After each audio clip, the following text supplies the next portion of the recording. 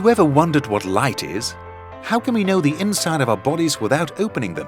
Or how can radios broadcast information or microwaves heat?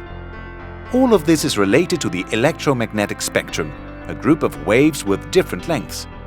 We can only notice a small range of waves, but there are equipments that allow the emission and reception of many types of waves. They are characterized and organized according to their wavelength. The smaller the wavelength is, the more we can see the smallest details of the matter. The synchrotron light contains a part of the spectrum from infrared light to hard X-rays. These waves have similar lengths to the distance between molecules and atoms.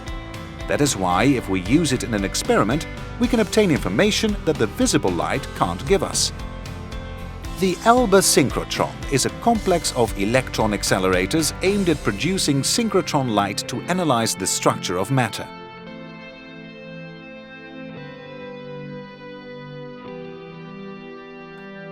It is composed of a lineal accelerator, a booster and a storage ring. We accelerate electrons until they almost reach the speed of light. When forced to follow a curved trajectory, the electrons spontaneously lose energy and synchrotron light is generated and sent to the beamlines. At the Alba beamlines, we analyze how the object we are studying interacts with synchrotron light, how it is deviated, absorbed, or whether it emits energy when lightened.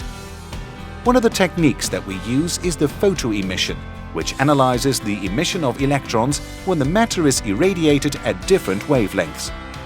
With this technique, we can study data storage devices like those used in memory sticks, computers or cell phones, and we can also analyze their behavior in order to create more sustainable materials. The spectroscopy technique studies synchrotron light absorption at different wavelengths. The absorption spectrum of an element is like a sort of fingerprint, and if it is analyzed, we can know which elements make up a sample. This technique allows us to study different chemical and physical processes. Another technique used is diffraction, the deviation of waves when they find an obstacle or when they go through a slit. This allows to determine the protein or virus structure in order to develop vaccines and medicines.